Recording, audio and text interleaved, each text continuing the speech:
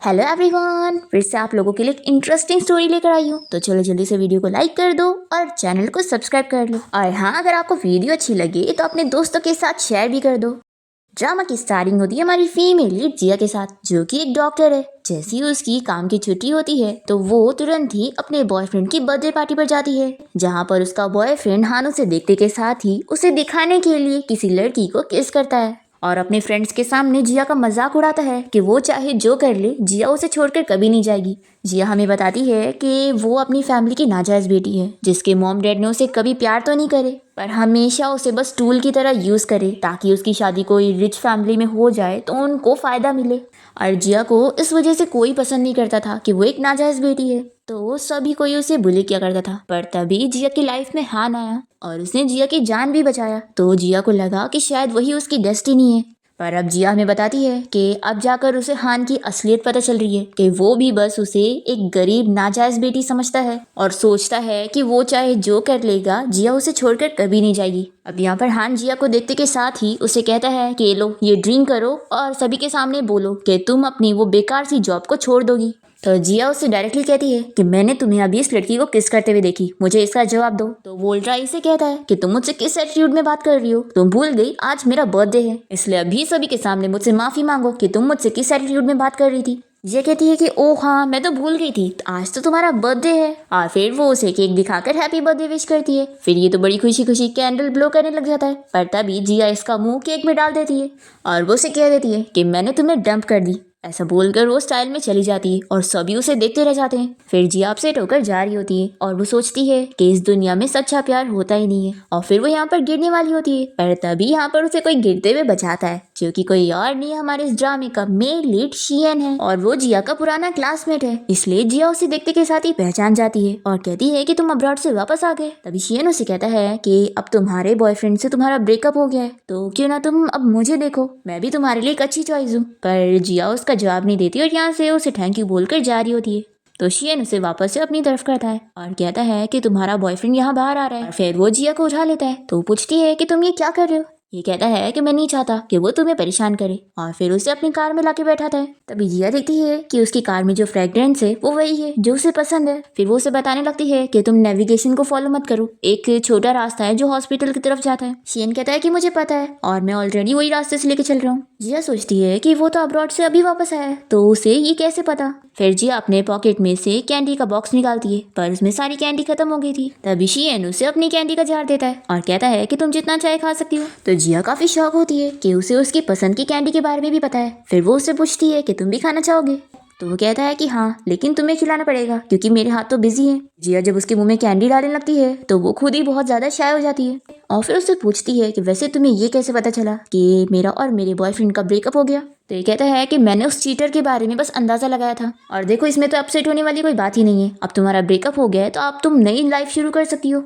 और वो खुद को कॉन्ग्रेचुलेट करता है कि अब जिया की लाइफ में कोई नहीं है तो वो ओपनली उससे अप्रोच कर सकता है। फिर इसके बाद जब वो कार रोकता है तो उसकी सीट बेल्ट निकालने में हेल्प करता है और फिर उसके हील्स निकाल कर उसके पैर की चोट पर मेडिसिन लगाता है और पूछता है कि इन हील्स को जरूर तुम्हारे बॉयफ्रेंड ने दिलाया होगा ना, देखो अगली बार ऐसे ही छोटे हील्स मत पहनना जो तुम्हारे पैर को अनकंफर्टेबल फील कराए। और वो उसके लिए एक स्लीपर लाता है और कहता है कि अभी तुम्हें इसी से काम चलाना होगा क्योंकि मुझे यही मिला। और वो अपना हाथ देता है जिया को बाहर निकालने के लिए और वो काफी शौक होती है उसकी केयर की वजह से।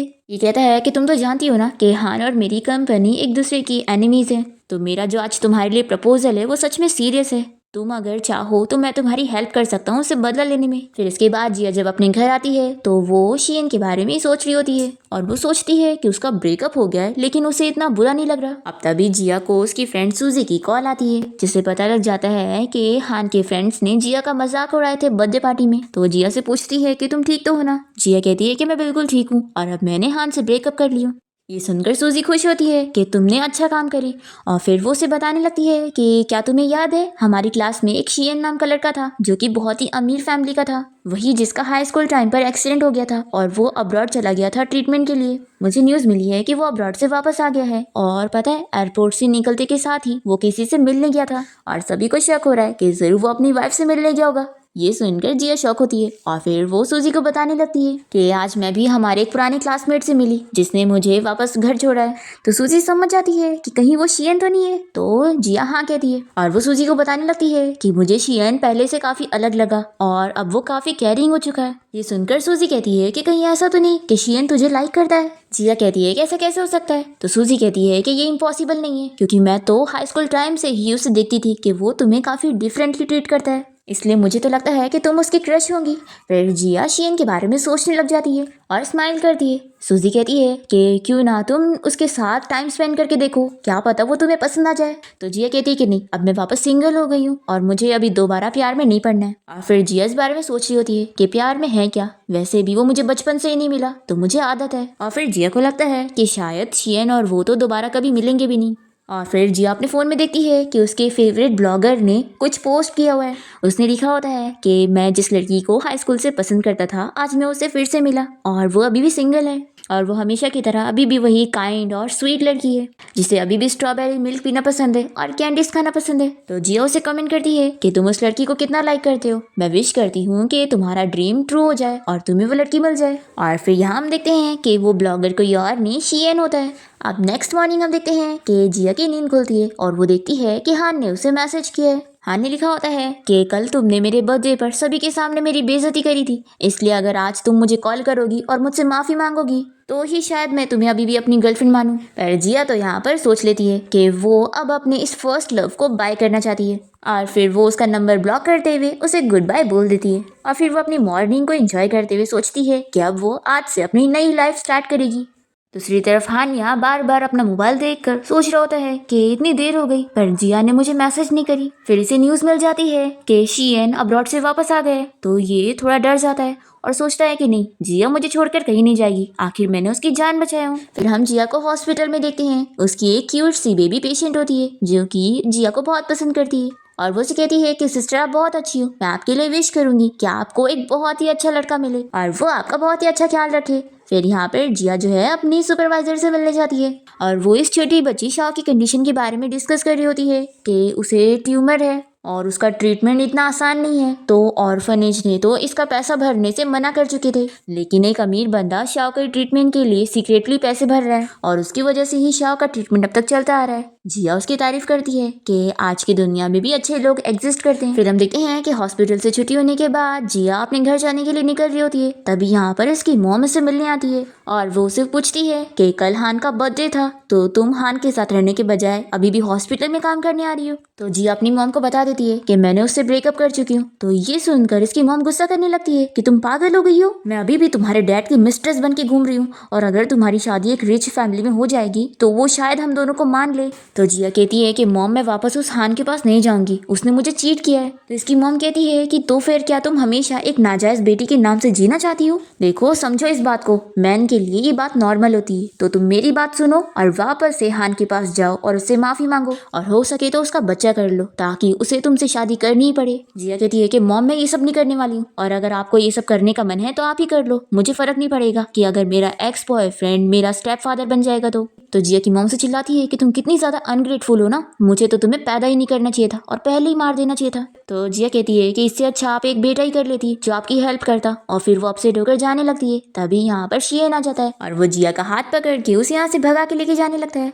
फिर वो उसे पूछती है कि तुम यहाँ हॉस्पिटल में क्या कर रहे थे, क्या तुम्हारी तबीयत ठीक नहीं? तो ये बताता है कि मैं बस यहीं से गुजर रहा था और तुम्हें देख लिया। और वो कौन थी जिसके साथ तुम्हारा झगड़ा हो रहा था? तो जिया बताती है कि वो मेरी मॉम थी और वो मुझसे कह रही थी कि मैं हान के पास वापस चली जाऊँ, लेकिन मैंने उनसे कह दी कि मैं उस चीटर के पास वापस कभी नहीं जाऊंगी। तो ये कहता है कि तुम तो कितनी ब्रेव हो चुकी हो। फिर वो उसे स्ट्रॉबेरी मिल्क देता है। तो जिया शॉक होती है कि उसे ये भी पता है कि वो अपसेट होने पर ये ड्रिंक पीती है। फिर जिया शियन को थैंक यू बोलते हुए कहती है कि तुम बहुत ही अच्छे पर्सन हो। तो शियन कहता है कि अगर तुम्हें मुझे सच में थैंक यू करना है ना तो मेरे साथ डिनर पे चलो। फिर दोनों ही रेस्टोरेंट आ जाते हैं और जिया शियन से पूछती है कि तुम्हें स्कूल टाइम वाला वो स्ट्रे डॉग याद है? तो ये कहता है कि ऑफ कोर्स मुझे याद है, तुम्हें उस डॉग की बड़ी फिक्र थी और तुम तो स्कूल से जानबूझ के पेट दुखने की एक्टिंग करके उस डॉग से मिलने जाया करती थी। तो जिया कहती है कि भूलो मत कि तुम भी उस डॉग से मिलने जाते थे, तो यानी तुम्हें भी उसकी फिक्र थी। और फिर वो इसे बताने लगती है कि मैंने सुनी कि उस डॉग को किसी ने अडॉप्ट कर लिया, सच में वो बहुत ही अच्छा पर्सन होगा। अगर मुझे उस बंदे का नंबर मिल जाता तो मैं उस डॉग से मिलने जरूर जाती। तभी शियन ने जो अपनी प्लेट की स्टिक कट किया होता है वो उसे दे देता है। तो जिया शॉक होती है कि मैंने एक्सपेक्ट नहीं करी थी कि तुम दूसरों के लिए ये भी करके दे सकते हो। तो वो बताता है कि मैं कभी किसी और के लिए ये नहीं करता हूँ, तुम पहली हो। और फिर वो कहता है कि चलो आप खाना एंजॉय करो और मेरे सामने पोलाइट बिहेव करने की जरूरत नहीं है, आराम से खाओ। तभी जिया को उसकी मॉम की मैसेज आती है कि मैं हर दिन हॉस्पिटल आऊंगी जब तक तुम मेरी बात सुन नहीं लेती। शियन कहता है कि क्या तुम्हारी मॉम ने मैसेज किए? तो ये बताती है कि हाँ। शियन कहता है कि मैंने जो तुमसे पहले कहा था ना, देखो वो सच में बहुत ही सही रहेगा। तुम ऐसे अपने एक्स बॉयफ्रेंड हान से बदला भी ले लोगी और फिर अगर तुम और मैं साथ हो जाते हैं तो तुम्हारी मॉम तुम्हें हान के पास वापस जाने में फोर्स नहीं कर सकती है, इसलिए तुम मुझे चूज कर लो, ये तुम्हारे लिए बेस्ट ऑप्शन रहेगा। तो जिया कहती है कि लेकिन आखिर तुम मेरी हेल्प क्यों करना चाहते हो, मुझसे तुम्हें क्या फायदा है? तो शियन जल्दी से बहाना करते हुए उसे बताता है कि मेरी जो ग्रैंडमा है ना वो बहुत ही ओल्ड फैशन है और जब से मैं अब्रॉड से वापस आया हूँ ना तो मुझे शादी के लिए फोर्स कर रही है और बार बार मेरे लिए ब्लाइंड डेट अरेंज कर रही है और मैं नहीं चाहता हूँ कि मेरी लाइफ कोई और अरेंज करे, तो इसलिए मैं समझता हूँ कि हम दोनों एक अच्छे मैच है, तो मुझे तुम्हारी जरूरत है जिया। तो जिया कहती है कि लेकिन मैं बस एक नाजायज बेटी हूँ और मेरा तो कोई बैकग्राउंड ही नहीं है, तो मेरा तुमसे शादी करना तुम्हारे लिए सही नहीं रहेगा। तो शियन कहता है कि तुम अपना सर हिलाओ, तो वो हिला देती है। फिर ये हंसते हुए कहता है कि अब तुम्हारे दिमाग से वो फालतू लोगों की कही हुई बातें निकल चुकी है, तो तुम अब मेरी बातें याद रखो। जो लोग किसी लायक के नहीं होते ना, वो ही एक दूसरे को मैच करने के लिए कंपैरिजन करते हैं और मैं शियन वैसा बिल्कुल भी नहीं हूँ, मुझे तुम्हारी जरूरत है। जिया कहती है कि क्यों? तो वो कहता है कि वो इसलिए क्योंकि तुम सबसे बेस्ट हो। तो जिया भी स्माइल करने लग जाती है। फिर शियन उसे अपनी मेडिकल रिपोर्ट देते हुए कहता है कि ये लो मेरी फ्यूचर वाइफ, तुम अच्छे से देख सकती हो कि मैं बिल्कुल ठीक हूँ। जिया पूछती है कि क्या तुम अपनी मेडिकल रिपोर्ट अपने साथ हर वक्त लेके घूमते हो? शियन कहता है कि मैंने बताया था ना कि मैं बस हॉस्पिटल ऐसे ही गुजर रहा था तो मैंने अपना चेकअप भी करवा लिया। शियन कहता है कि अगर तुम मुझसे शादी करती हो तो मैं तुम्हें रिस्पेक्ट और सपोर्ट दूंगा और मैं कभी भी तुम्हारे करियर और फ्रीडम में इंटरफेयर नहीं करूंगा और खास करके मैं उस चीटर मैन की तरह गंदा नहीं हूँ। और फिर शियन नील डाउन होकर जिया को प्रपोज कर देता है और उसे कहता है कि तुम मुझसे शादी कर लो, मैं तुम्हें जिंदगी में कभी हारने नहीं दूंगा और तुम्हें जिताऊंगा।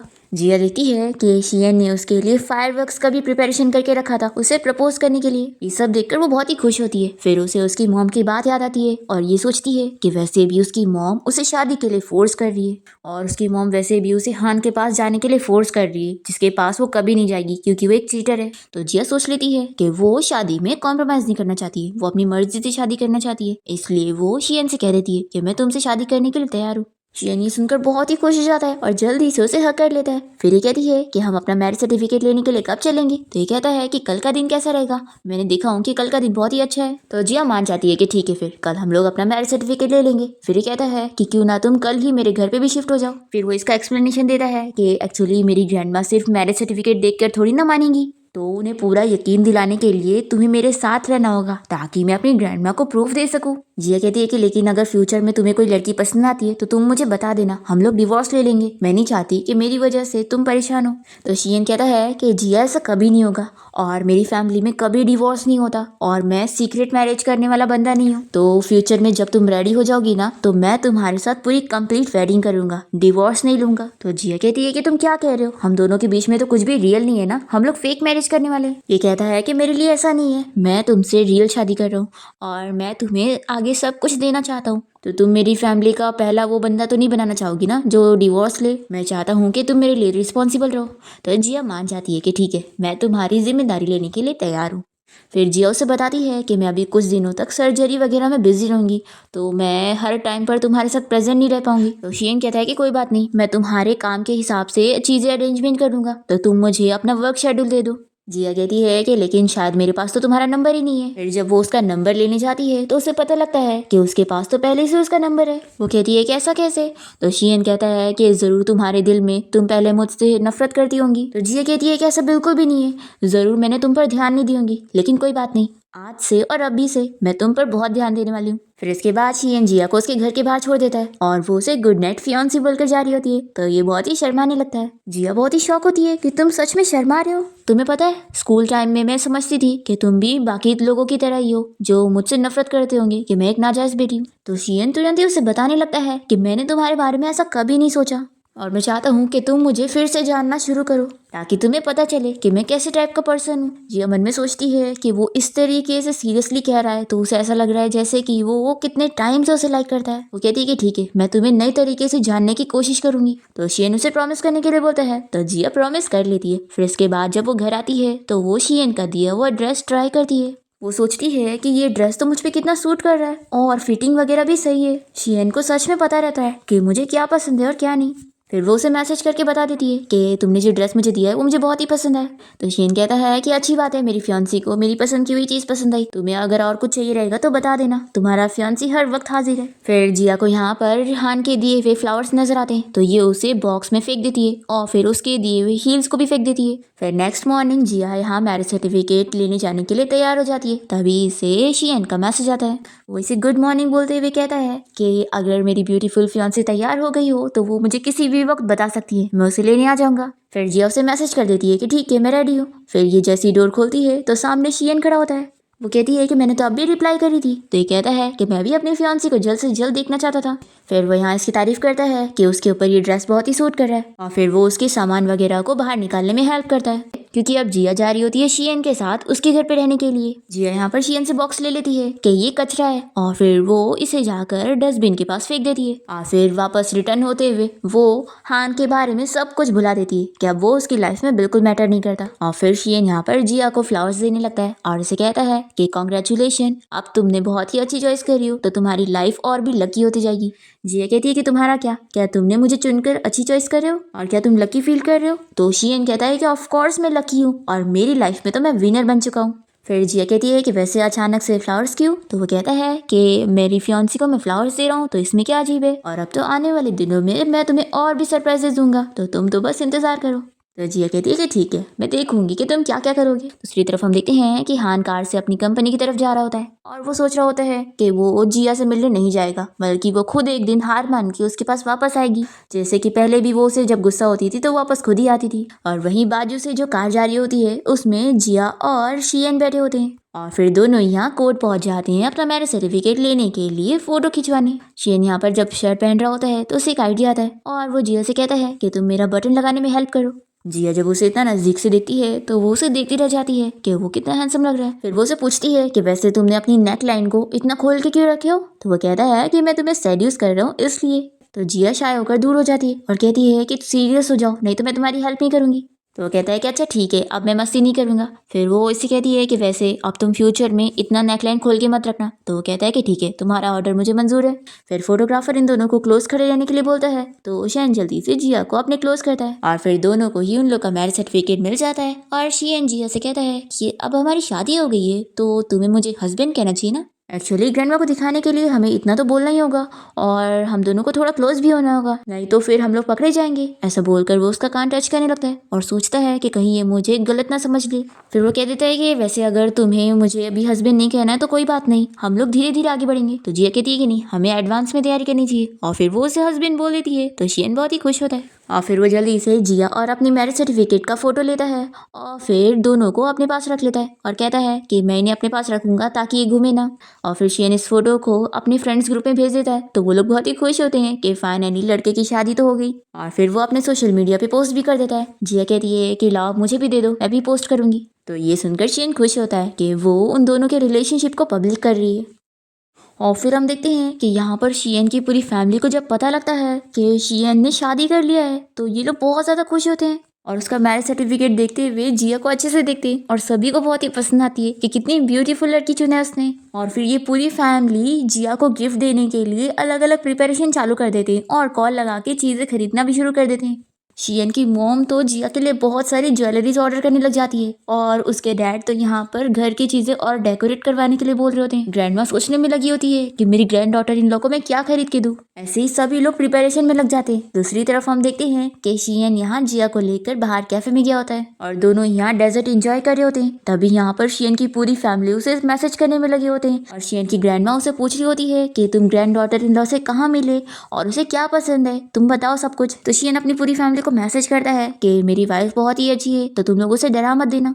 तभी जिया इसे मैसेज पे लगा हुआ देखकर पूछती है कि अगर तुम काम में बिजी हो तो तुम जा सकते हो, मैं तुम्हें डिस्टर्ब नहीं करना चाहती हूँ। तो शियन कहता है कि आज हमारी शादी हुई है तो मैं तुम्हारे साथ टाइम स्पेंड करना चाहता हूँ, और वैसे भी अगर मुझे ज़रूरी काम भी होता तो तुमसे ज़्यादा कोई और चीज़ें मैटर नहीं करती। और वैसे जिया, अब मेरी फैमिली को पता लग गया है कि मेरी शादी हो गई है, तो ग्रैंडमा मुझे मैसेज करके पूछ रही थी कि तुम कब फ्री हो सकती हो ताकि तुम डिनर पे चलो, मेरी फैमिली तुमसे मिलना चाहते हैं। तो जिया कहती है कि ठीक है फिर आज ही हम लोग मिल लेते हैं। और वो मन में सोचती है कि वैसे इसने बताया था कि इसकी ग्रैंडमा इसे शादी के लिए फोर्स कर रही है, तो कहीं वो टीवी वाली evil grand mother in law तो नहीं होगी जो कि मुझे चेक पकड़ाएगी कि मैं इनके ग्रैंडसन को छोड़कर चली जाऊँ। जिया शियन से कहती है कि तुम फिक्र मत करना, तुमने मुझे बताया थे ना कि तुम्हारी ग्रैंड मदर तुम्हें फोर्स कर रही है, तो मैं हूँ तुम्हें प्रोटेक्ट करने के लिए, मैं उनके सामने तुम्हारी साइड लूंगी, और जब वो तुम्हें डांटेंगी ना तो तुम मेरे पीछे आकर छुप जाना, मैं तुम्हें प्रोटेक्ट करूंगी। शियन कहता है कि फिर तो मैं बहुत ही खुश हूँ कि मेरी वाइफ मुझे प्रोटेक्ट करने वाली है। फिर इसके बाद शियन जिया को रिंग खरीदने के लिए ज्वेलरी स्टोर लेके जाता है, तो वो कहती है कि रिंग की क्या जरूरत थी। वो कहता है कि फैमिली के सामने हम बिना रिंग के नहीं जा सकते, नहीं तो उन्हें बिलीव नहीं होगा, तो हम पूरी तैयारी के साथ जाएंगे। तभी यहाँ पर शियन का फ्रेंड आ जाता है जो कि स्टोर का बॉस है, और फिर वो यहाँ पर इन लोग के लिए स्पेशल रिंग और नेकलेस मंगवाता है जो कि बहुत ही खास है। और फिर शियन यहाँ जिया को रिंग पहनाने लगता है और उसे कहता है कि तुम्हें पता है पहले मैंने क्या सोचा था कि तुम्हारी और हान की शादी हो रही होगी, और मैं बस तुम दोनों का पुराना क्लासमेट होने के नाते तुम्हारी शादी में आकर ये गिफ्ट तुम्हें देने वाला था, पर देखो अब पता लग रहा है कि तुम उस चीटर की लाइफ में नहीं थी बल्कि तुम मेरी डेस्टिनी हो, उस चीटर की तो ये नसीब में ही नहीं था। फिर वो उसे कहता है कि आप वाइफ मुझे भी रिंग पहना दो, तो जिया भी इसे नर्वस होते हुए पहना देती है। शियन कहता है कि तुम फिक्र मत करो, अब हम दोनों एक दूसरे से प्यार करके उस चीटर को दिखा देंगे ताकि उसे बहुत टॉर्चर हो। तो जिया और शियन का फ्रेंड भी हंसने लग जाते हैं। फिर शियन यहाँ जिया के लिए एक नेकलेस भी खरीदता है क्योंकि जिया एक डॉक्टर है तो वो हर वक्त रिंग तो नहीं पहन सकती है, और वो उसे नेकलेस पहना देता है। फिर यहाँ पर शियन का फ्रेंड उसे साइड में ले जाता है बात करने के लिए, और उसे कहता है कि तूने तो सच में अपनी स्कूल की प्यार से शादी कर लिया, मुझे तो लगा था कि तू उसे भूल भी गया होगा। तो शियन कहता है कि मैं उसे क्यों भूलता। शियन का फ्रेंड उसे पूछता है कि सिस्टर इन लॉ तो बहुत ही खुश होगी ना कि तूने 10 साल से उसके लिए कितना कुछ किया है। तो शियन कहता है कि मैंने उसे कुछ नहीं बताया हूँ। ये सुनकर इसका फ्रेंड शॉक होता है और कहता है कि फिर आखिर इसने तुझसे कैसी शादी कर ली, अच्छा तो तूने कोई ट्रिक यूज किया है। शियन कहता है कि मैंने उसे पुरानी बातें इसलिए नहीं बताया क्योंकि मैं नहीं चाहता हूँ कि वो मेरा एहसान फील करे, मैं चाहता हूँ कि वो अपने दिल से मुझे लाइक करे, ना कि एहसान समझकर। फिर शियन का फ्रेंड उसे कह देता है कि जो उसने रिंग और नेकलेस खरीदा है वो उसकी तरफ से गिफ्ट है, तो उसे पैसे पे करने की जरूरत नहीं है। फिर शियन जल्दी से यहाँ पर जिया के पास जाता है। दूसरी तरफ हम देखते हैं कि हान यहाँ पर अपने ऑफिस में होता है, तभी यहाँ पर उसकी मॉम और लूसी उससे मिलने आए होते हैं। हान की मॉम उसे यहाँ कंपनी के काम पे फोकस करने के लिए कह रही होती है, और वो बहुत ही खुश होती है कि उसने जिया को छोड़ दिया जो कि एक नाजायज लड़की थी, और हान की मॉम उसे समझाती है कि उसे उस लड़की को भूल जाना चाहिए और लूसी को एक्सेप्ट करना चाहिए जो कि इतनी अच्छी लड़की है। लूसी भी हान से कहती है कि तुमने मुझे पार्टी में किस किया था तो देखो मैंने बुरा नहीं मानी थी, तो तुम मुझे एक्सेप्ट कर लो। फिर यहाँ पर वो उसकी मॉम को लेकर चली जाती है, पर हान तो बहुत ही गुस्सा होता है कि जिया ने उसे अभी तक कांटेक्ट नहीं की। तभी उसे उसके फ्रेंड की कॉल आती है जो कि उसे बताता है कि शियन की शादी हो गई है और मेरे सामने अभी वो अपनी वाइफ के साथ कहीं पर जा रहा है। बस मैंने उसकी वाइफ को देख तो नहीं पाया, लेकिन वो पीछे से फोटो लेकर यहाँ पर इसे भेज देता है और कहता है कि मुझे तो ये वही नाजायज लड़की लग रही है जिसे तू डेट कर रहा था। अब यहाँ हान जब ये फोटो देखता है तो वो सोचता है कि ये जिया हो ही नहीं सकती। ये उन लोग के हाथ को क्लोज करके रिंग का भी फोटो देख लेता है और सोचता है कि ये तो ब्लू कलर की रिंग है और जिया को तो ब्लू पसंद ही नहीं, और ये अपने आप को झूठी तसल्ली दे रहा होता है कि नहीं ये जिया हो ही नहीं सकती है। और वैसे भी शियन की इतनी अमीर फैमिली है तो वो लोग थोड़ी ना जिया जैसी नाजायज लड़की को एक्सेप्ट करेंगे, तो इसलिए ये तो कंफर्म है कि ये जिया बिल्कुल भी नहीं है। और फिर हान ये भी याद करने लगता है कि कैसे स्कूल टाइम में शियन ने जब जिया को प्रपोज करने के लिए उसके बेंच के नीचे अपना लव लेटर लेके रख गया था, तो यहाँ पर इसने उसका लेटर हटा दिया था और अपना लेटर रख दिया था, और फिर जिया को इसका लेटर मिला। इसके बाद फिर ये दोनों डेट करने लग गए।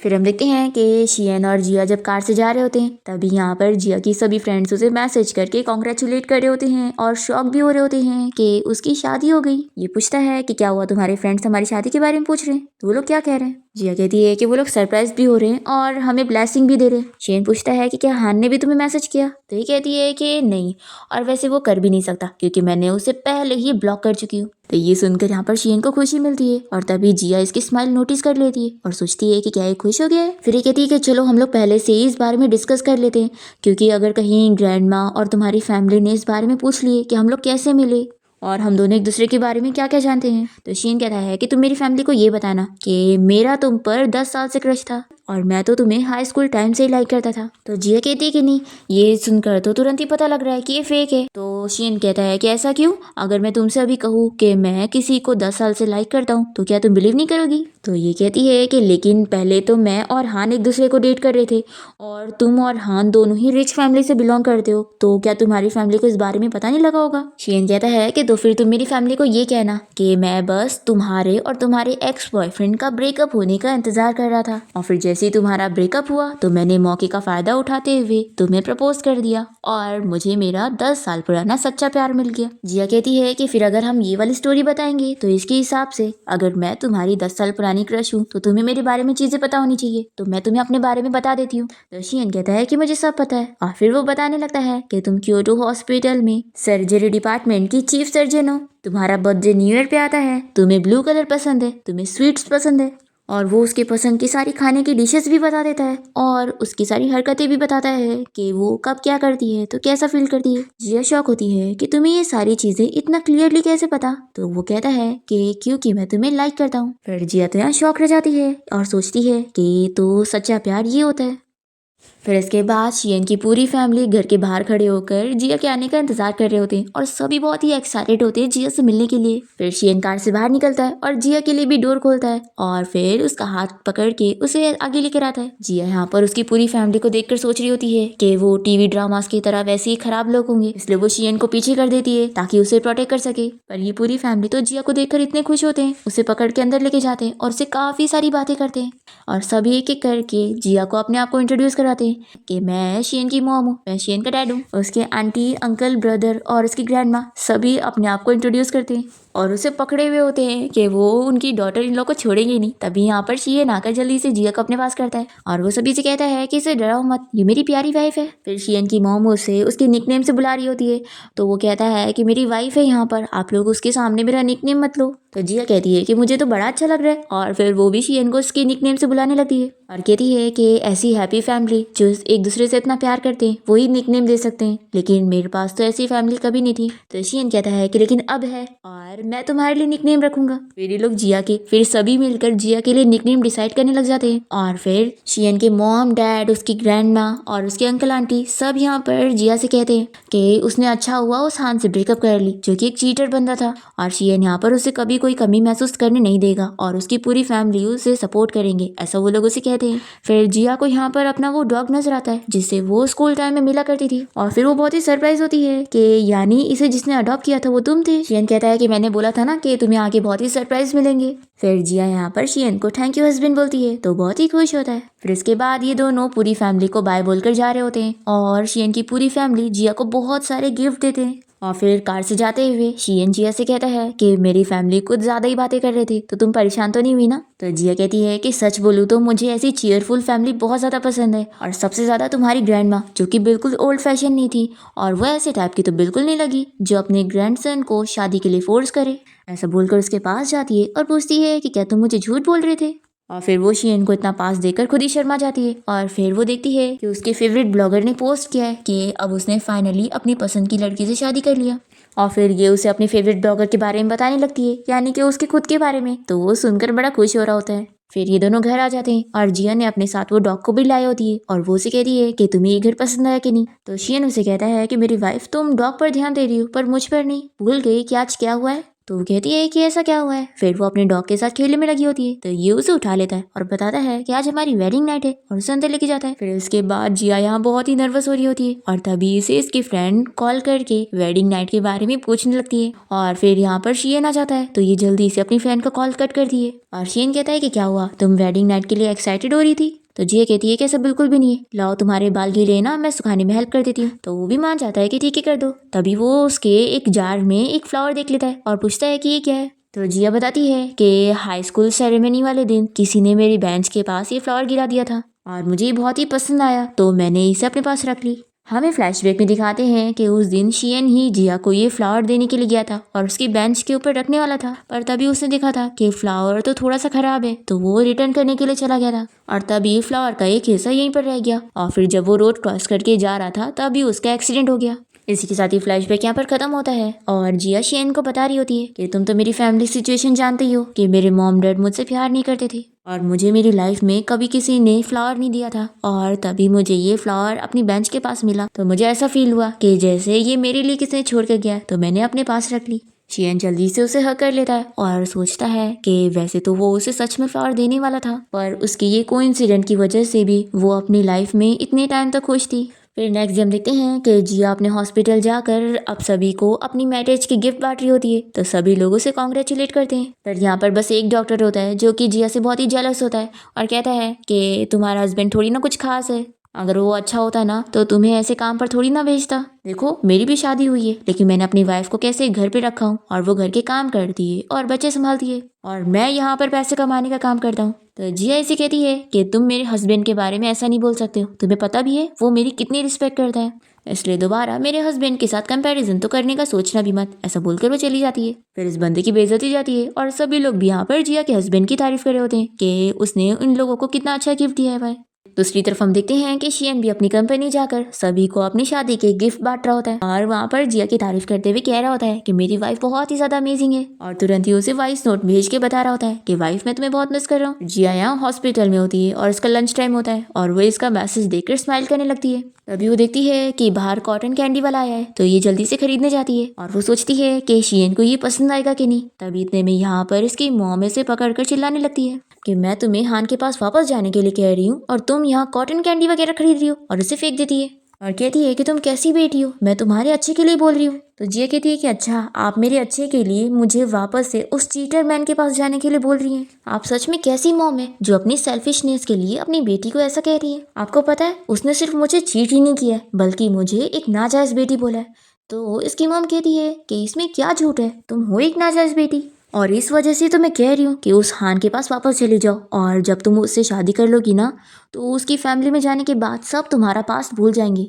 तो जिया भी कह देती है कि मॉम आप सुन लो कि मैं कभी उस हान के पास वापस नहीं जाऊंगी, ना आज ना फ्यूचर में। तो इसकी मॉम इस पर बहुत ही गुस्सा करने लग जाती है कि लगता है मुझे तुम्हें सबक सिखाना होगा, तुम बहुत तेज हो चुकी हो। तभी यहाँ पर आता है और वो जिया से उसकी मॉम का हाथ हटाता है और चिल्लाता है कि आपको दिख नहीं रहा है आपकी वजह से जिया को कितनी तकलीफ हुई। तो जिया की मॉम उसे और चिल्लाने लगती है कि अच्छा तो तुमने एक वाइल्ड मैन को पहले से ही फंसा के रखी हो इसलिए तुम मेरी कहना नहीं मान रही थी हान के पास वापस जाने के लिए। तो शियन कहता है कि आप कुछ भी बकवास मत करो, मैं इसका लीगल हस्बैंड हूँ। और वो जैसे ही अपना नाम बताता है तो यहाँ पर इसकी मॉम तो बड़ी खुश हो जाती है और जिया से कहती है कि तुम्हें पहले बताना चाहिए था ना कि ये भी रिच फैमिली से बिलोंग करता है, फिर मैं थोड़ी ना गुस्सा होती। और फिर जिया की मॉम शियन से कहती है कि सच में मेरी बेटी ऐसी टाइप की है और ना इसके अंदर तो बिल्कुल इमोशंस नहीं है, तो तुम इसे कभी डिसलाइक मत करना। और हाँ अगर तुम्हें इसकी कोई चीजें ना पसंद आए ना तो इसे अच्छे से सबक सिखाना और ट्रेन करना और हो सके तो फिर मुझे बताना, मैं इसे सबक सिखाऊंगी। ऐसा बोलकर वो हंसे जा रही होती है। तो शियन यहाँ पर गुस्सा हो जाता है कि आप यहाँ पर कैसी बातें कर रही हैं, क्या आपको दिमाग की बीमारी है?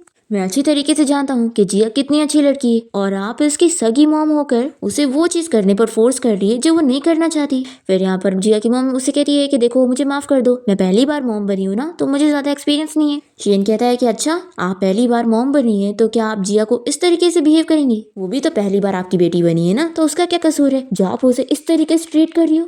देखो मैं कह देता हूँ कि जिया को जो भी परेशान करेगा चाहे वो उसकी सगी मॉम ही क्यों ना हो, मैं उसे छोड़ूंगा नहीं। फिर जिया की मॉम यहाँ पर शियन से माफी मांगती है और कहती है कि देखो तुम गुस्सा मत हो, और फिर वो यहाँ से चली जाती है। और फिर जिया यहाँ पर शियन से थैंक यू कहने लगती है और उसे कहती है कि पहली बार है कि किसी ने मेरी इतनी साइड ली है। तो वो कहता है कि मैं तुम्हारा हस्बैंड हूँ, मेरी रिस्पॉन्सिबिलिटी है तुम्हें प्रोटेक्ट करना। फिर ये कहती है कि चलो मेरे साथ, मैं तुम्हें अपनी रियल फैमिली से मिलवाती हूँ। और फिर जिया शियन को अपनी हॉस्पिटल की वही क्यूट बेबी शाओ से मिलवाती है।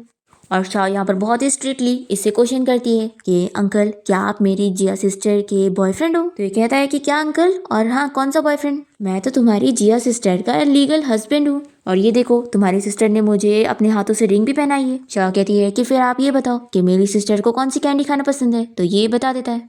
तो पूछती है कि फिर उन्हें क्या खाना नहीं पसंद है ये बताओ? तो शियन ने भी बता देता है और साथ ही ये भी कहता है कि उसे अंधेरे से भी डर लगता है। जिया ये सारी बातें सुनते हुए सोचती है कि क्या ये मुझे सच में लाइक करता है। फिर शाओ के सारे राइट आंसर देखकर शियन उसका टेस्ट पास कर लेता है और फिर वो कहती है कि ठीक है आप मेरी सिस्टर के हस्बैंड बनने के लिए अप्रूव होते हो, लेकिन कभी आपने उन्हें बुरी तरीके से ट्रीट किया ना तो फिर आपको मैं मारूंगी। शियन कहता है कि मैं तुमसे प्रॉमिस करता हूँ कि मैं तुम्हारी सिस्टर का बहुत ही अच्छा ख्याल रखूंगा।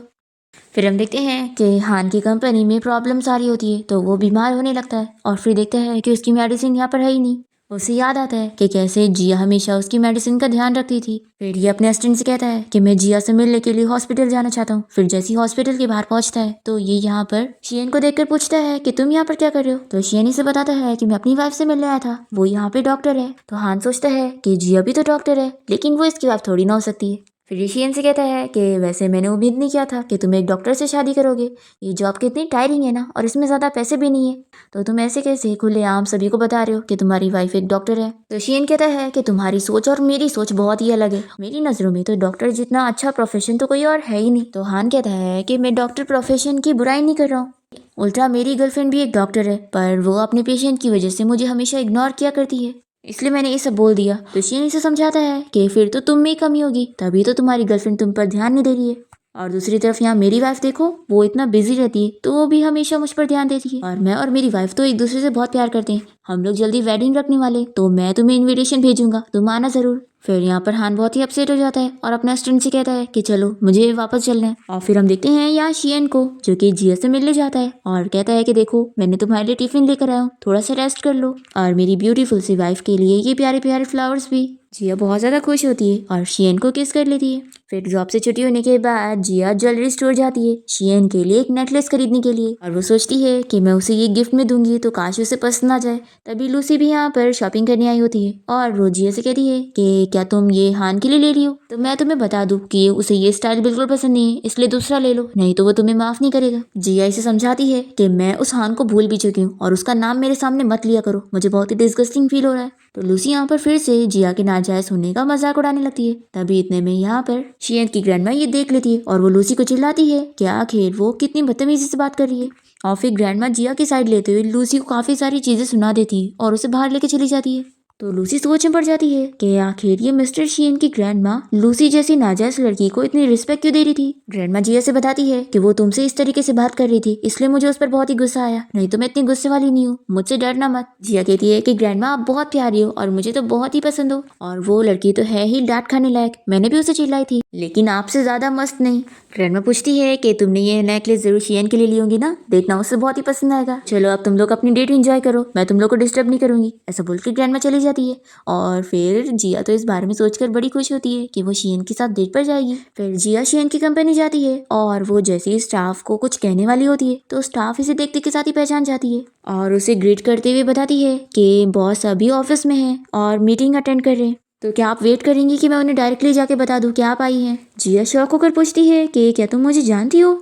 तो स्टाफ बताती है कि बॉस ने सभी को अपनी शादी का गिफ्ट बांटा था और आपके बारे में हम सभी को पहले ही बता दिया था कि आप उनकी वाइफ है, और उन्होंने कहा था कि अगर आप कंपनी में कभी उनसे मिलने आएंगी तो हम आपको डायरेक्ट एंट्री ले ले और आपको वेट ना करवाए। ये सुनते के साथ ही जिया अपने मन में सोचती है कि हान और शियन में कितना बड़ा डिफरेंस है। ये सोचती है कि शियन सच में उसे कितनी ज्यादा रिस्पेक्ट देता है और कितना ज्यादा प्यार करता है। फिर यहाँ पर हम देखते हैं कि शियन अपने मीटिंग में होता है और तभी जिया इसे काम करते हुए देखकर बहुत ही खुश होती है कि कितना हैंडसम लग रहा है। फिर ये इसकी फोटो लेने लग जाती है। तभी शियन इसकी तरफ देख लेता है तो ये जल्दी से छुप जाती है और शियन ने देख चुका होता है तो बहुत ही खुश हो रहा होता है और फिर वो अपनी मीटिंग यहीं पर ही स्टॉप कर देता है। जिया सोचती है कि कहीं उसने मुझे देख तो नहीं लिया। अब तभी इतने में जिया को उसकी फ्रेंड सूजी की कॉल आ जाती है और वो उसे वेडिंग नाइट के बारे में पूछने लगती है। तो जिया उसे बताती है कि अभी उन दोनों के बीच में ऐसा कुछ भी नहीं हुआ है। तभी शियन यहाँ पर आकर जिया की सारी बातें सुनने लगता है। तो वो कहती है कि अच्छा तो तुम कान लगा के मेरी बातें सुन रहे थे। तो ये कहता है कि मैं तो तुम्हारा हस्बैंड हूँ और वैसे भी तुम मेरी फोटोज ले रही थी, मैंने अभी सीक्रेटली तुम्हें फोटोज लेते हुए देख लिया। तो जिया कहती है कि तुम मेरे हस्बैंड हो तो आखिर मैं तुम्हारी वाइफ होने के नाते तुम्हारी फोटोज क्यों नहीं ले सकती। शियन कहता है कि वैसे मैंने सुना कि तुम अपनी फ्रेंड से मेरी बॉडी की तारीफ कर रही थी, मुझे पता नहीं था कि मेरी वाइफ मुझसे इतने ज्यादा इम्प्रेस है, फिर तो तुम मुझे आराम से टच कर सकती हो। तो जिया इसका मुंह बंद करती है कि तुम बिल्कुल भी शर्माते नहीं हो और यहाँ से भाग जाती है। शियन भी उसके पीछे पीछे जाता है और तभी यहाँ पर जो सारे एम्प्लॉयज नीचे छुपे हुए थे वो बाहर निकलते हैं क्योंकि इन सभी ने शियन की बातें सुन ली होती और ये लोग सोचते हैं कि बॉस तो कितने ज्यादा रोमांटिक है और हमें तो पता ही नहीं था कि हमारे सामने इतने कोल्ड बनते हैं, लेकिन अपनी वाइफ के सामने तो एकदम अलग ही है। और सभी यहाँ पर शियन की तारीफ कर रही होती है कि वो कितना आइडियल हस्बैंड है। फिर हम देखते हैं कि जिया यहाँ पर शियन को अपना लाया हुआ नेकलेस गिफ्ट करती है तो उसे पसंद आता है और वो कहता है कि मुझे पहना दो। फिर वो इसे इतना नज़दीक से देखकर बहुत ही शाय हो रही होती है और ये कहता है कि वैसे मुझे बहुत ही पसंद आया। तो ये कहती है कि अब तुम खुश हो गए हो तो क्यों ना मेरे साथ डेट पर चलो। तो ये बहुत ही हैप्पी होता है और इसे बताता है कि मैंने तो पहले से ही तुम्हारे साथ घूमने जाने के लिए अम्यूजमेंट पार्क की टिकट भी लेकर रखा था। जिया कुछ नहीं कहती है तो ये कहता है कि अगर तुम्हें अम्यूजमेंट पार्क नहीं जाना है तो कोई बात नहीं, हम लोग मूवी देखने भी जा सकते हैं। तुम बताओ तुम्हें कौन सी मूवी देखने जाना है, मैं अभी टिकट बुक कर लेता हूँ। तभी जिया उसका हाथ पकड़ के कहती है कि चलो अम्यूजमेंट पार्क चलते हैं। फिर दोनों यहाँ साथ में अम्यूजमेंट पार्क जाकर बहुत सारे गेम्स वगैरह खेलते हैं और एक अच्छा टाइम स्पेंड करते हैं। दूसरी तरफ हम देखते हैं कि हान यहाँ पर जिया से मिलने के लिए उसके पुराने वाले घर जाता है जहाँ पर बस उसकी रूममेट रह रही होती है और वो बताती है कि जिया तो यहाँ से कब का जा चुकी है और अब वो अपने हस्बैंड के साथ रहती है। हान को बिलीव नहीं हो रहा होता है और वो कहता है कि जरूर तुम झूठ बोल रही हो। तो ये उसे फोटोज दिखाती है कि देखो वो अपने हस्बैंड के साथ अम्यूजमेंट पार्क घूमने गई है। ये अच्छे से देखने को करता है तो ये अपना फोन ले लेती और कहती है कि निकलो यहाँ से अब, और दरवाजा बंद कर लेती है। फिर यहाँ पर ये सोचता है कि लगता है उसने सच में शादी कर ली है, लेकिन आखिर उसका हस्बैंड कौन है। वो अपने असिस्टेंट को पता लगाने के लिए बोलता है। फिर यहाँ पर जिया की फ्रेंड उसे कॉल करके बता देती है कि हान यहाँ पर उससे ढूंढने आया था लेकिन उसने भगा दी। फिर जिया इस बारे में शियन को बता देती है कि हान उससे मिलने के लिए उसके पुराने वाले घर गया था लेकिन मेरी फ्रेंड ने उसे भगा दिए। तो शियन कहता है कि अगर तुम वहां पर होती तो फिर तुम क्या करती। तो ये सोचने लगती है और कहती है कि अगर मैं वहां पर होती और वो मुझसे ऐसे मिलने आता तो मैं उसे इतना जोर का थप्पड़ लगाती कि वो दोबारा कभी मेरे पास ना आ सके। तो ये कहता है कि हाँ तुमने एकदम सही करी, अगर मैं भी तुम्हारे साथ होता तो मिलकर उसे और मारता। और फिर जिया यहाँ पर शियन को इतना खुश देखकर सोचती है कि पहले मुझे लग रहा था कि हान मेरा ट्रू लव है लेकिन अब मुझे पता लग गया कि अब जाकर मुझे मेरा ट्रू लव मिला है और वो शियन है। फिर इसके बाद जिया और शियन अपने घर के बाहर पहुंचते हैं और शियन कहता है कि तुम्हें आज की डेट कैसी लगी। तो वो कहती है कि बहुत अच्छी और फिर उसे किस करने वाली होती है। पर इतने में शियन को उसकी फ्रेंड की कॉल आती है और वो उसे कहता है कि हम सभी फ्रेंड्स यहाँ पार्टी के लिए आए तो क्यों ना तू और सिस्टर इन लॉ भी आ जाए, फिर हम लोग को बहुत खुशी मिलेगी। शियन कहता है कि मैं अपनी वाइफ से पूछ कर बताता हूँ। फिर ये जिया से पूछता है पार्टी में चलने का तो वो तो हाँ बोल देती है। शियन कहता है कि मुझे अपने फ्रेंड्स को ये बताना है कि तुम मेरी 10 साल पुरानी क्रश हो, तो क्या ये प्रूव करने के लिए तुम मेरे नेक पर एक किस दे सकती हो ताकि मैं उन लोगों को निशान दिखा सकूँ।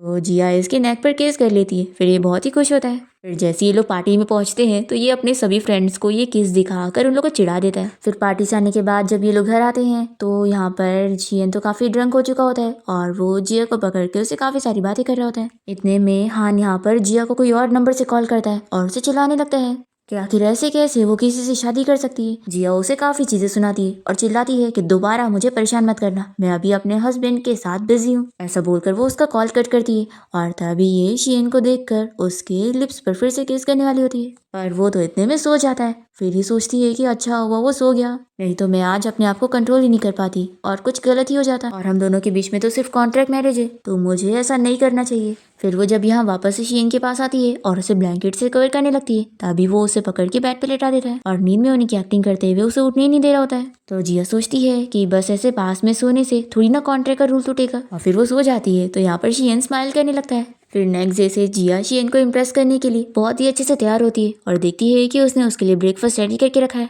वो कहती है कि मैं तुम्हें टाई पहनाना चाहती हूँ तो वो खड़ा हो जाता है टाई पहनने के लिए और फिर ये उसे देखकर बहुत ही शाय हो रही होती है। फिर उसके बाद जिया जब अपने हॉस्पिटल के बाहर पहुंचती है तभी यहाँ पर हान इससे मिलने आया होता है और वो इसे देखता रह जाता है कि वो कितनी ब्यूटीफुल लग रही है। फिर चिल्लाने लगता है कि आखिर ऐसे कैसे तुम किसी और से शादी कर सकती हो, लगता है तुम मुझे पहले से चीट करती आ रही थी। यहाँ पर जिया से चिल्लाती है कि छोड़ो मुझे और अब मुझे दोबारा परेशान मत करो, मैं अपने हस्बैंड के साथ बहुत ही खुश हूँ। पर हान इसे छोड़ ही नहीं रहा होता है। तभी इतने में यहाँ पर शियन आ जाता है और इसे चिल्लाता है कि वो उसकी वाइफ से दूर रहे।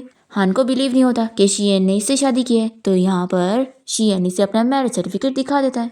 तो हान कहता है कि तुमने इस नाजायज लड़की से क्यों शादी कर रहे हो, ये तुम्हारे करियर में कोई हेल्प नहीं कर पाएगी। शियन इसे मार कर कहता है कि ऐसी सोच तुम रखते होंगे और अगर तुमने दोबारा मेरी वाइफ की ऐसे बेइज्जती करे ना फिर तो मैं तुम्हारी कंपनी को ही बर्बाद कर दूंगा और तुम कहीं के नहीं रहोगे। जिया कहती है कि हस्बैंड हम लोग चलते हैं और फिर वो उसे लेकर चली जाती है और यहाँ पर हान के डैड की उसे कॉल आती है और वो उसे गुस्से में चिल्लाकर बुलाते हैं। यहाँ पर शियन और जिया जब ऑफिस में आते हैं तो शियन इसे पूछता है कि मैंने तुम्हें हान को कहते हुए सुन लिया था, तुमने उसे बोली कि तुम मुझे लाइक करती हो, तो क्या ये सच है। तो जिया इसे बता देती है कि हाँ मैंने सच बोली थी, मैं तुम्हें लाइक करने लगी हूँ। फिर ये सुनते के साथ ही शियन इसे किस कर लेता है। इतने में यहाँ पर जिया की कलीग आ जाती है और इन दोनों को ऐसे देख कर कहती है कि आप लोग कंटिन्यू रखो। पर फिर वो वापस इन लोग को डिस्टर्ब करती है कि एक्चुअली ना जिया तुम्हारी सर्जरी है तो ज्यादा देर मत लगाना।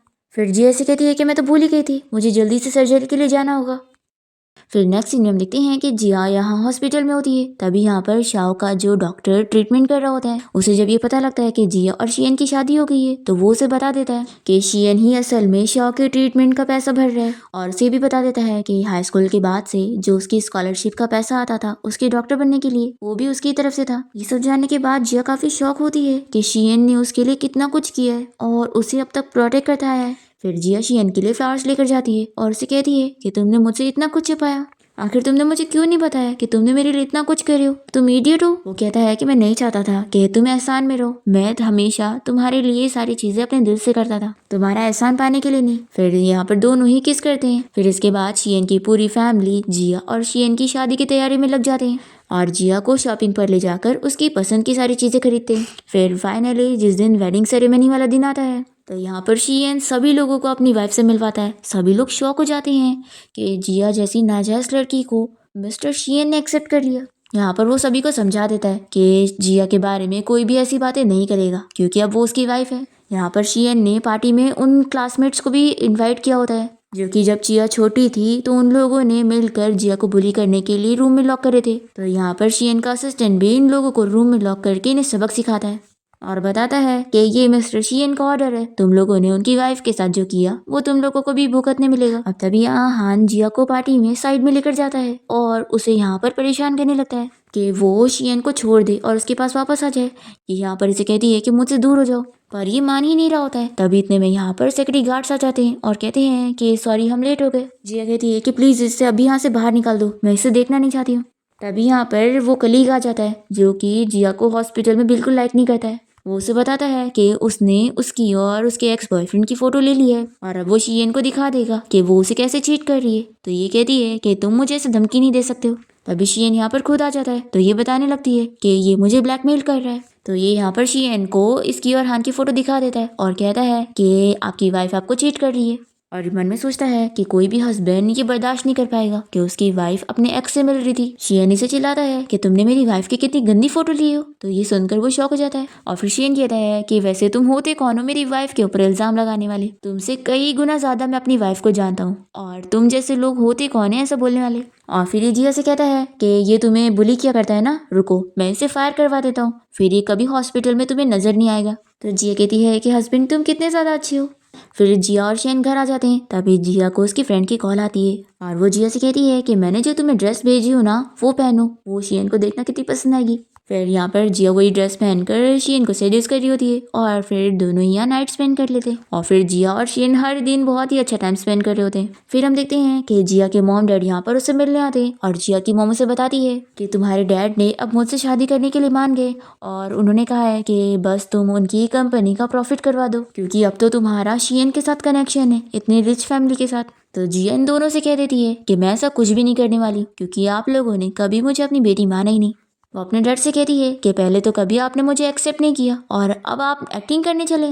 तो जिया की मोम से चिल्लाने लगती है कि तुम कितनी अनग्रेटफुल बन रही हो। तभी यहाँ पर शियन की पूरी फैमिली आ जाते हैं और ये लोग यहाँ पर जिया के मॉम डैड को सबक सिखाते हैं और कहते हैं कि जिया अब हमारी बेटी है और तुम होती कौन हो इसके साथ ऐसे बिहेव करने वाली। फिर जिया यहाँ पर शियन की फैमिली से बहुत खुश होती है कि उसे इतने प्यार करने वाले लोग मिल गए। फिर नेक्स्ट हम देखते हैं कि जिया और शियन साथ में होते हैं। तभी यहाँ पर कुछ एक्सीडेंट हो जाता है जहाँ पर बहुत सारे लोग फंसे हुए होते हैं। तो जिया को बुलाया जाता है क्योंकि वो एक डॉक्टर है। शियन जिया को रोकने की कोशिश करता है तो वो कहती है कि नहीं, मुझे बहुत सारे लोगों की जान बचानी है। पर हम देखते हैं कि इस जगह पर बहुत ही बारिश हो रही थी तो जिया भी यहाँ पर फंस जाती है। तभी शियन यहाँ पर उसे बचाने के लिए जाता है। ऑफिसर उसे नहीं जाने देते हैं कि आगे खतरा हो सकता है तो वो कहता है कि मेरी वाइफ वहाँ पर है और मैं उसे छोड़कर नहीं जा सकता हूँ। फिर ये कैसे कैसे करके यहाँ पर जिया को ढूंढता है और उसे फाइनली बचाते हुए लेके जाता है। जिया का एहसास हो जाता है कि बचपन में भी जिसने उसकी जान बचाया था वो हान नहीं बल्कि ये है। फिर जैसे ही हॉस्पिटल में जिया को होश आता है तो वो अपनी फ्रेंड से पूछती है कि शियन कहाँ पर है। तो उसकी फ्रेंड बताती है कि वो ठीक तो है लेकिन उसे अभी होश नहीं आया।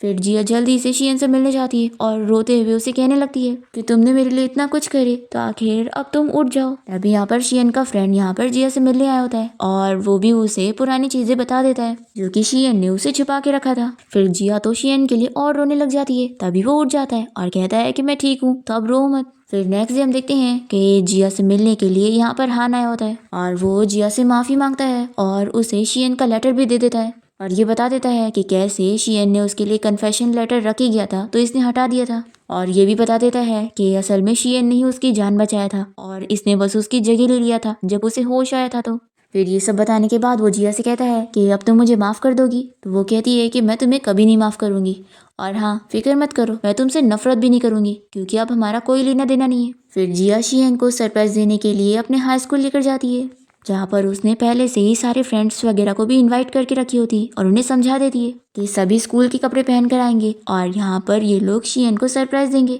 पर तभी जिया को पता लगता है कि शियन ने भी स्कूल के कपड़े पहन कर आ गया उसे सरप्राइज देने के लिए। यहाँ पर शियन अपनी फीलिंग्स को कन्फेस करता है जो कि वो हाई स्कूल टाइम पर नहीं कर पाया था और वो कहता है कि वैसे ये मेरा प्रपोजल नहीं है बल्कि मैं तो अपनी पूरी जिंदगी अब तुम्हारे साथ ही बिताना चाहता हूँ। जिया इसके लिए हाँ कहती है और फिर दोनों ही किस करने लगते हैं और इसी के साथ ही इस ड्रामा की हैप्पी एंडिंग हो जाती है।